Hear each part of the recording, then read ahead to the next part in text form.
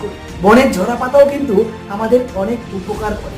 মনে রাখবেন, বনের হিংস্র বাঘ যখন নিরীহ হরিণ শিকারের জন্য তীব্র বেগে ধেয়ে আসে, তখন শুকনো পাতাগুলো বাঘের পায়ের নিচে পড়ে মড়মড় আওয়াজ করে।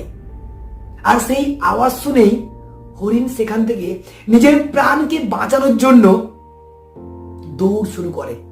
বুঝতে পেরেছেন, একটা শুকনো পাতা অসংখ্য প্রাণীর জীবনও বাঁচাতে পারে। কি বুঝতে পারলেন? এভাবেই শুকনো পাতারা নিরীহ হরিণকে বিপদ থেকে মুক্ত করতে সাহায্য করে।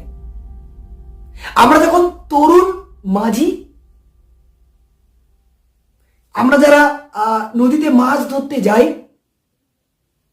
তারা জীবনে অনেক ক্ষেত্রেই ব্যর্থ হয়।